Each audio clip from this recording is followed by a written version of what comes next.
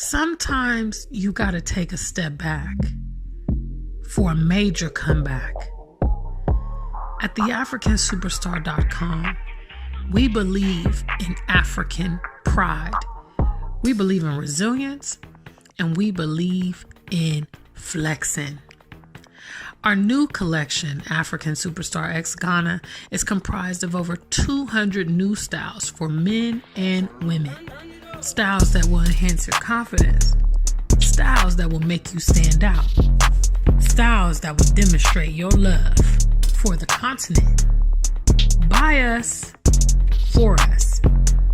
You can rest assured when you shop at the Afrikansuperstar.com that your product is going to be high quality, long lasting, vibrant, and comfortable.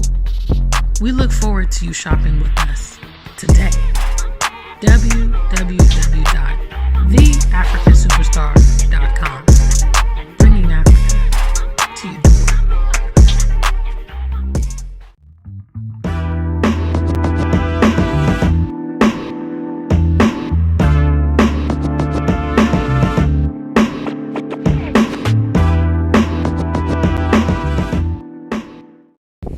Hey guys, what's up? It is the one and only African Superstar. I'm out on my way to the gym, taking another walk in my neighborhood, and I received a very interesting question in the comments box. One that was so complex I couldn't just reply. So I decided to make a video response, and the title of this video is "Are Ghanaians Woke?"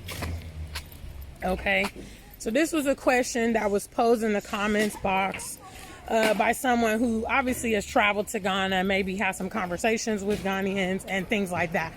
And this is not something that's just relative to, for instance, Ghanaians. This will be applicable to all Africans in large part. Now, as it stands, I have visited 6 different nations to include Nigeria, South Africa, Kenya, Tanzania, and Egypt. And so I've kind of had a bit of conversations with lots of local people. So I think the first thing to take into consideration is that as Black people, even though we all share similarities in terms of appearance, we are very culturally different. You have to take into consideration the environment that our peers on the continent are growing up in. Okay, a lot of the racial, unrest that Blacks experience, for instance, in America, or experience in the UK, or experience in maybe even Asia, is not a thing here. It's not even a concept here, because people are growing up in homogenous societies, which means they're growing up among their own people. In large part, I'm going to say no. Africans are not woke. They're not conscious. They haven't needed to be. They haven't had the close interactions and relationships with non-Black people to know a lot of the dynamics that we have experienced growing up. So you couple this with the fact that the media that they're seeing is not depicting any of this stuff. For a lot of people here on the continent, the whole George Floyd protest, that was just like shocking. I can't tell you how many people I heard from on the continent and even in England that were just like, oh my gosh, this is crazy, and it made it seem like that was an isolated event. Now, those of us growing up in America, we've seen police brutality our entire lives.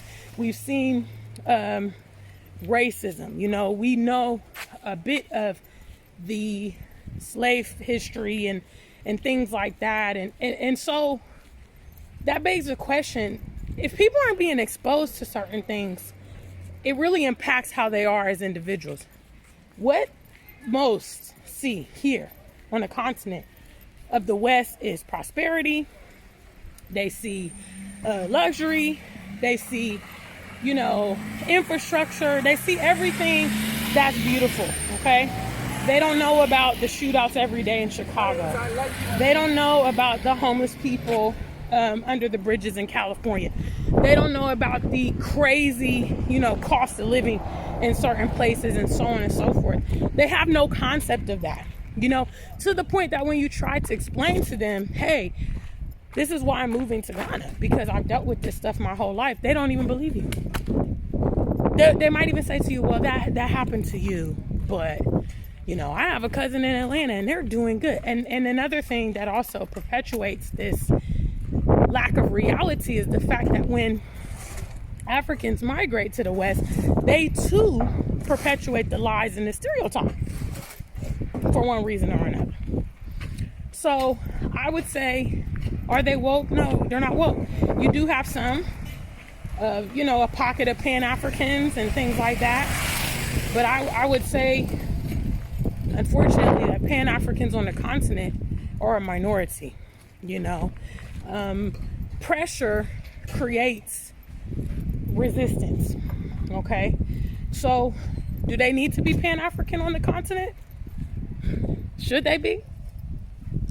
Have they gone through it directly on the continent? And you guys are going to say, yeah, but the slave trade happened in Africa. How can they not know? How can they not know the history? Well, guess what? Their colonial masters have been controlling their education system since been pimping. And are the British going to tell the Ghanaians what they did to their ancestors? I've even heard stories of people that live here in Ghana that have never been to Elmina Castle on Cape Coast, which is, a huge, big deal to the diaspora. I too have never been, because I don't believe in patronizing slave memorabilia, but that's a different topic. But there are people that live here in Ghana that don't even know. I've heard that they don't even really expound on it in the schools here. So that's another reason that we, there's a lot of space between us in some ways, because they can't relate. They have no idea.